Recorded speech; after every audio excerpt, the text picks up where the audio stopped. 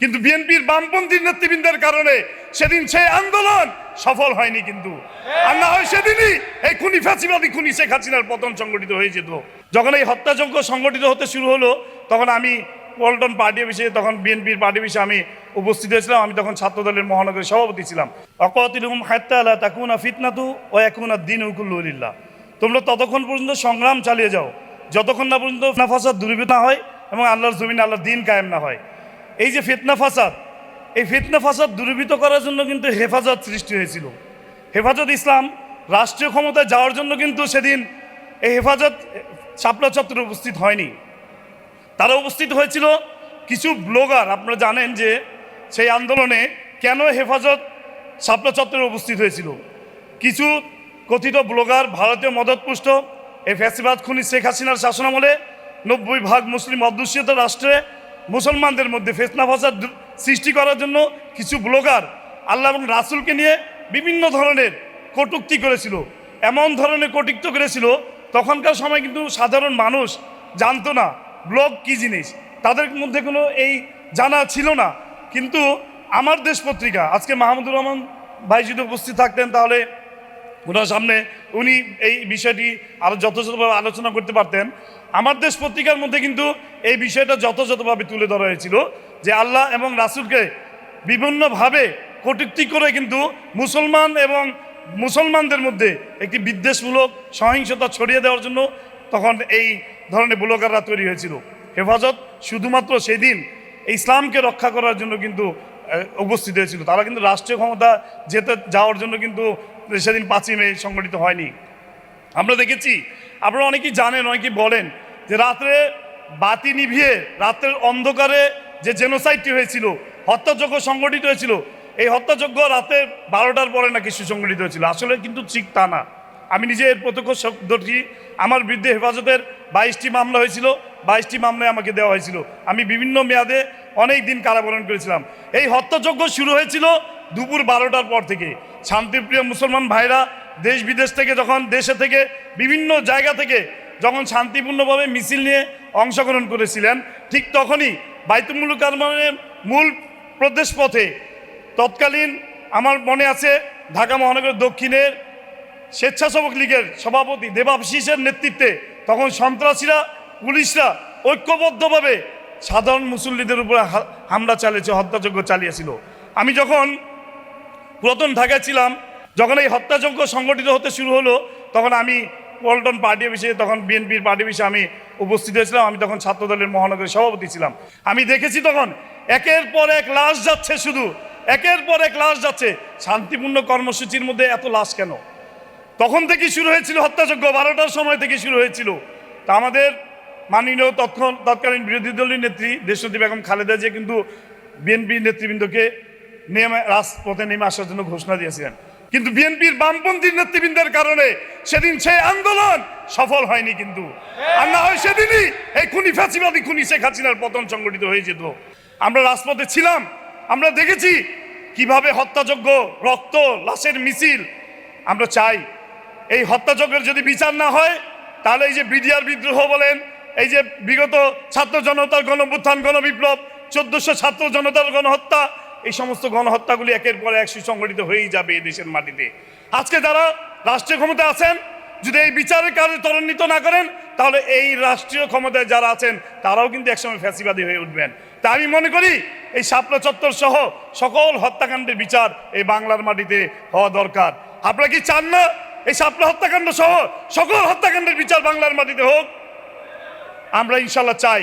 তা আমরা চাই যে আমাদের বিরোধী দলের নেতৃবৃন্দ আছে, সার্জিস ভাই এখানে আছেন, ছাত্র জনতা গণঅভ্যুত্থানের মহানায়ক যিনি নেতৃত্ব দিয়েছেন, যাদের নেতৃত্বে আজকে বাংলাদেশ ঐক্যবদ্ধ হয়েছে, সুসংগঠিত হয়েছে।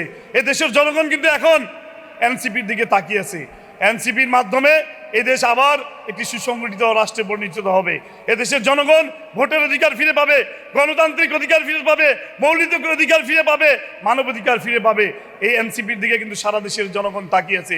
তাই আসুন আমরা সকলে ঐক্যবদ্ধভাবে এই ফ্যাসিবাদ যারাই হয়ে উঠবে তাদের বিরুদ্ধে তীব্র আন্দোলন করে তুলব, এই আশা প্রত্যাশা ব্যক্ত করে সবাইকে ধন্যবাদ জানিয়ে আমি আমার বক্তব্য শেষ করছি।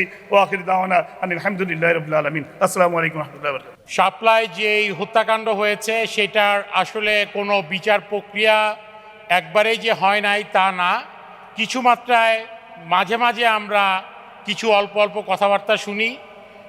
এবং আমার আগের বক্তা জাহিদ ভাই যেটা বললেন যে কতজন সংখ্যায় আসলে মারা গেছেন, কতজন সংখ্যায় আসলে আহত হয়েছেন, নিহত হয়েছেন, সেই সংখ্যা তত্ত্বের যেই আলাপ আলোচনা, সেই আলাপ আলোচনা মানবাধিকার কর্মী হিসেবে আমার কাছে একদমই প্রয়োজনীয় মনে হয় না। 61 জন মারা যাওয়া এবং বিনা বিচারে এবং নির্বিচারে গুলি করার মধ্য দিয়ে প্রায় 1.5 লাখ বুলেট ব্যবহার করে মারা যাওয়া, সেইটাতে একজন মারা যাওয়া আর 61 জন মারা যাওয়া, বা 66 জন মারা যাওয়া, 58 জন মারা যাওয়া, বা ঘাতক দালাল নির্মূল কমিটির প্রতিবেদন অনুযায়ী 39 জন মারা যাওয়া, আমার কাছে সব একই। কিন্তু আমার কাছে যেটা এক না সেটা হলো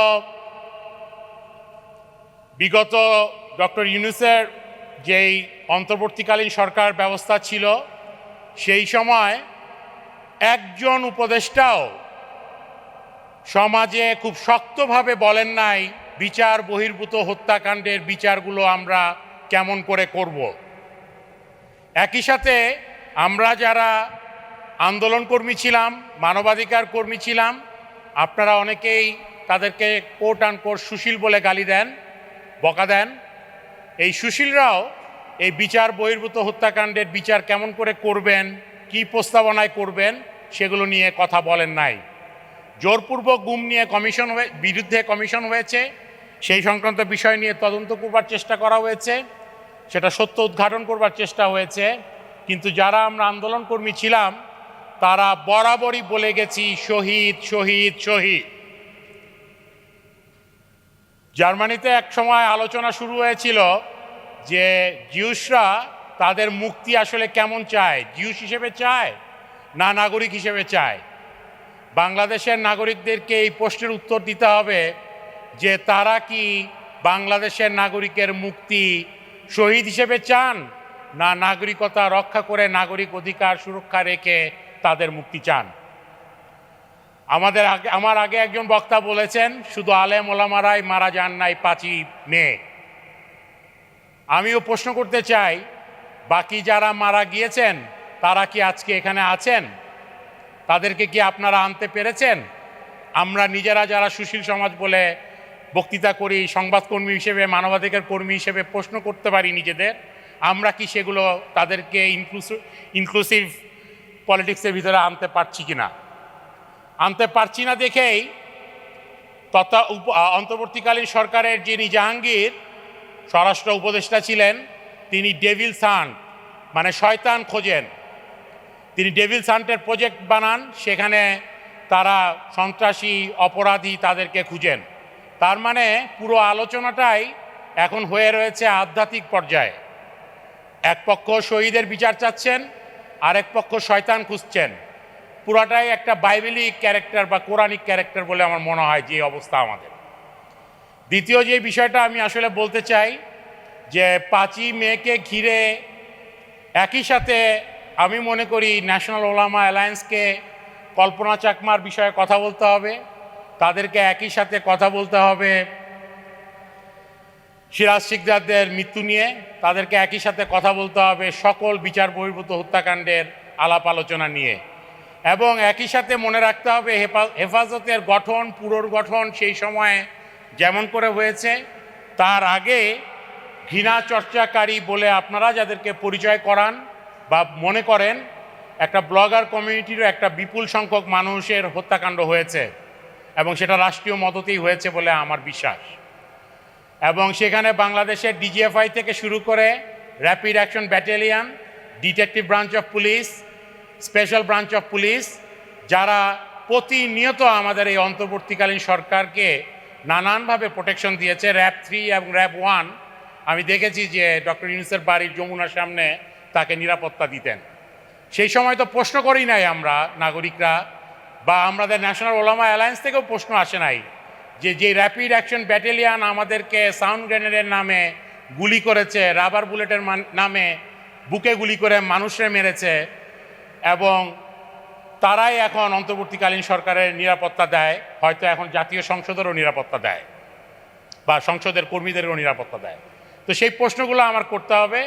আর সর্বশেষে শুধু একটা কথা বলি, সেই সময় অল্প কিছু নাগরিক সমাজের প্রতিনিধিরা যারা হয়তো নানানভাবে সমাজে কর্নার ছিল, আমিও হয়তো তাদের সাথেই ছিলাম, তারা মিলে আমরা যখন এই সব বিষয়গুলো নিয়ে, বিচার বহির্ভূত হত্যাকাণ্ড নিয়ে, রাস্তায় শাপলায় হত্যাকাণ্ড নিয়ে কথা বলেছি, এবং তারা পরবর্তীতে প্রায় 10-12 বছরে যে সংগ্রাম লড়াই করে ক্ষমতায় এসেছেন অন্তর্বর্তীকালীন সরকারে, তারা যদি কোনো রকমের দুর্নীতি করে থাকেন বা অপরাধ করে থাকেন বলে যে অভিযোগগুলো শোনা যায়, এইটা আসলে দেখতে আমাদের ভালো লাগে না।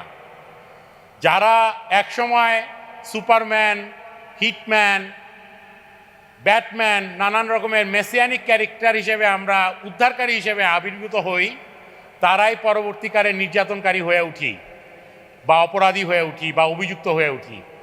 এই যে সমাজের যে বাস্তবতা আমরা চলতেছে, স্মৃতির বিভ্রম ঘটতেছে এবং বিস্মৃতির রাজনীতি চলতেছে, এবং প্রতিনিয়ত যেই পার্টিকুলার কতগুলো ইভেন্টকে ভুলাই দেওয়ার চেষ্টা হচ্ছে, জাতীয় নাগরিক পার্টির সদস্যদেরকে মারা হচ্ছে, অপরাধীকরণ করা হচ্ছে, নানান রকমের নোংরা কথা বলে বক্তব্য রাখা হচ্ছে, একই সাথে ওলামাদেরকে নিয়েও বলা হচ্ছে, আবার ব্লগারদেরকে নিয়েও আমরা সবাই বলি। এই সমস্যাগুলো এবং ঘৃণা চর্চাটা আশা করি এই হত্যাকাণ্ডের বিচার চাওয়ার মধ্য দিয়ে আমরা কোনো না কোনোভাবে সেটা শেষ করতে পারবো। আমি বুঝতে পারতেছি খুব বেশি কথা বলার নাই, শুধু এই কয়েকটা কথাই বলতে চাই যে সকল বিচার বহির্ভূত হত্যাকাণ্ডের বিচার হইতে হবে, এবং সংসদে বসে বসে যে আইনগুলো বাতিল করা হচ্ছে, জোরপূর্বক গুম সংক্রান্ত অধ্যাদেশকে বাতিল করা, এগুলো কিন্তু আসলে মানবতা বিরোধী অপরাধের ধারাবাহিকতার লক্ষণ। আপনি র্যাপিড অ্যাকশন ব্যাটালিয়ন বাদ দিবেন না, বিচার বহির্ভূত হত্যাকাণ্ড সমাজে চলবে হাসিনা চলে যাওয়ার পরেও, এবং তারপরে পুলিশি নির্যাতন চলবে, এবং নাগরিকরা যারা বিচার চান তারা বিচার পাবেন না। এটাকে আন্তর্জাতিক আইনের যে গণহত্যা বা মানবতা বিরোধী অপরাধের যে সংজ্ঞায়ন আছে, তার ভিতরে বোঝা যায় যে মানবতা বিরোধী অপরাধের ধারাবাহিকতা বাংলাদেশে আছে যদি আমরা বিচার করতে না পারি। সেই দিক থেকে আমাদের বন্ধু যিনি আইনমন্ত্রী মোহাম্মদ আসাদুজ্জামান, স্বরাষ্ট্রমন্ত্রী সালাউদ্দিন সাহেব তো বলার ঠিক না, কেন তারা মাননীয়, কেননা সাহেব জমিদারি প্রথার নিয়ম, তো সেই দিক থেকে তারাও কিন্তু আসলে মানবতা বিরোধী অপরাধের ধারাবাহিকতা রক্ষা করতেছেন বলে আমরা ধরে নিব, যতদিন পর্যন্ত তারা এই বিচারগুলো সুষ্ঠু এবং স্বাভাবিকভাবে করতে পারবেন না। ধন্যবাদ সকলকে।